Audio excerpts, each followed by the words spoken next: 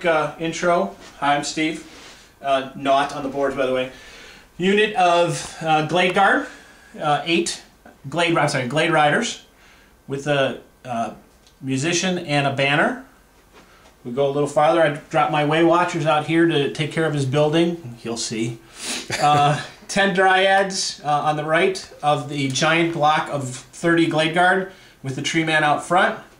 12 Dryads ready to go into the woods for stubbornness, and 10 War Dancers behind. We've got the Bretonians on the other side with a trebuchet, half in and half out of the water, 5 Grail Knights with a musician, 25 men-at-arms, 10 archers, and a level 2 inside the building, 9 errant knights with the errantry banner, 12 Knights of the Realm, and 9 Knights with the flaming standard over here, another 6 Realm with a musician, and a trebuchet.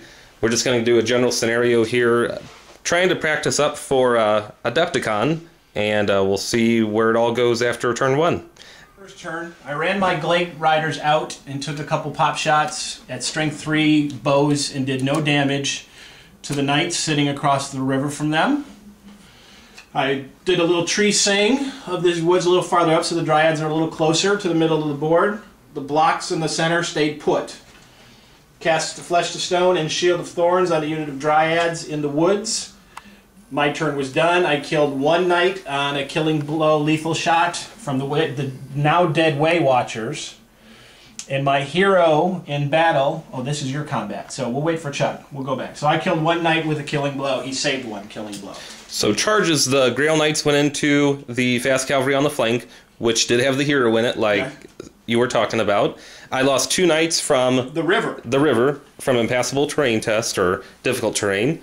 In my other charges were the men-at-arms going into the now dead Waaaghcasters. Correct, and my other knights just kind of advanced to get into charge range of the multiple skirmish regiments we got out in front. During magic phase, I got off the push spell, the wind blast over there on the dancers.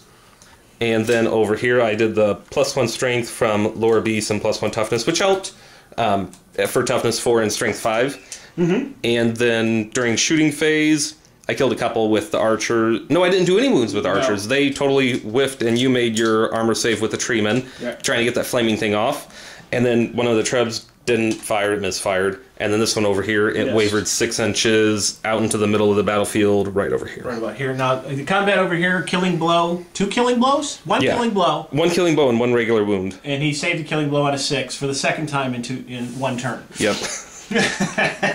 So, we're going to take some charges and catch you up on the center combats next turn. As you can see down here in the corner, my Glade Riders died to the band, and there was a hero left and ran away off the board, and the knights followed. And then came back on.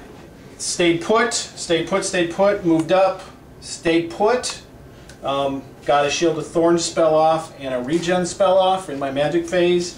I think I killed 1 knight with 25 bow shots. Unfortunately, only 25 bow shots. A lot of armor saves were being made. A lot of armor saves were being made. And that's it for my turn. For turn 2 for the Bretonians, we came back on the table over here, and in the center we tried to charge the Dryads. That failed. Over here on the side we got 2 knights, 2 lances in. The Space Wolf Knight Regiment lost 1 because of difficult terrain, and then in close combat we lost another 1. For magic, though, it was kind of interesting because you had Shield of Thorns going off, which did 10 wounds to 10 wounds. The Knight Regiment, and you did like 8 wounds total. Yeah, 8 wounds total. And then I saved all of 7 and then did a ward save for the 8th one. Yeah, so didn't die any. And over here, 1 wound and you saved it. Yep. During combat, you held because your VSP is within range. That's good. Started in the forest. Hopefully, we've got Ice Shard Blizzard going off on the Dryads, Harmonic Convergence on the Knights of the Realm, and then you've got Shield of Thorns still, which you can buff up probably by, no. If you had Throne of Vines that you could buff it. I don't have Throne of Vines. But we are doing 2d6 hits because I'm in the forest, so. Right. And it happens on both Knight Regiments, which we'll see how that goes. All right, so into turn 2, we're still keeping away from the treeman. Maybe not now. Maybe we'll flank charge. Alrighty, we'll keep an eye out. Dryads beat the men-at-arms in combat. The men-at-arms fleed, and they fleed farther on Chuck's turn. Yep. War Dancers shuffled up to receive a charge, which they did. The Tree Man charged the Knights over here. Managed to defeat one unit of Knights in combat that sent it running. They have since rallied. Mm-hmm. The Tree Man, Chuck will talk about that. I managed to get a Flesh to Stone on my Dryads to make them a little sturdier in combat, and they haven't lost any since the spell was cast. Lost one Dryad, but that'll be in Chuck's face. So I'm holding, but I think it's going to get a little dicey going forward. But I think I had a pretty good turn on his combat phase. Yep, so turn 3 for Bretonnians. Turn 3. We charged the big bus in and managed to do 5 wounds total from all the knights and the flaming lance that we had. The War Dancers over here held and didn't make a lot of killing blows, but then saved every one of my wounds with a ward save. Yeah, that's so, I lost 2 and saved 3 ward saves on a 6+. That's Chuck. Knights over here rallied. The Trebuchet over here, that misfired, turned around, gone for another turn.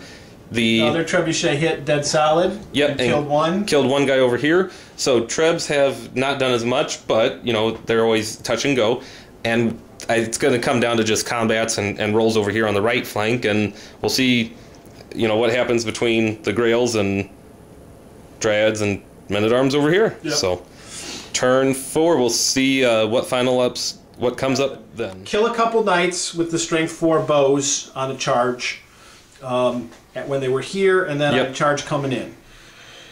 Assuming, I don't know if I would survive this attack. Maybe I could survive the charge. I don't know. I'm guessing not. But then what would happen is we'd have 2 units to be faced to reform. So somebody's going to get a rear charge or a front. So assuming you kill these guys, you either face this way or that way. Right, but the point is you've got Killing Blow War Dancers coming in. Killing Blow War Dancers coming in. And 7 or 8 Dryads in the rear. And assuming I don't know, it's going to be, I'm probably thinking it's a draw. Yeah, this unit would be dead. We're calling it a draw. He broke my general's unit over here, and it fled opposite of the huge unit that was on the hill that came down to countercharge it, because it got stuck into combat with your War Dancers. Treeman died at the end of turn 4, and I reformed with the large lance in the center, so that's where it would come into effect of multiple combats, countercharges. Right. It would have been close. The fact that I even pulled out a draw after the first couple turns with crap over here with the dead Glade Riders, which will never see the table again, apparently. You might want to sell them on eBay. Actually, I might keep them for Blood and Glory. I need the banners. And I want to use them as a War Machine Hunter, but it just didn't work out that way.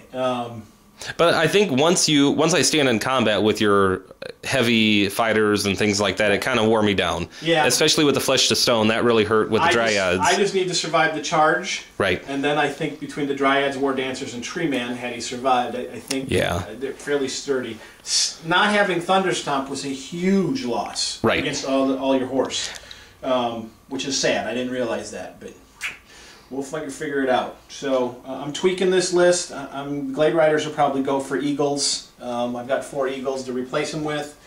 I may take a Kindred with a bow and with the Hail of Doom, with 4 shots, kind of a thing. No armor save that one. Yeah, and just go ahead and the repeater bolt thrower guy. Just go ahead and get him out on a flank and start shooting small units and see if I can pick up some extra. So at the end of it, we still had some left over. We're calling it a draw. We had a good game. We're probably going to try another one tomorrow and maybe just tweak the list we got. Right. I'll do a little tweak if you want to do a little tweak.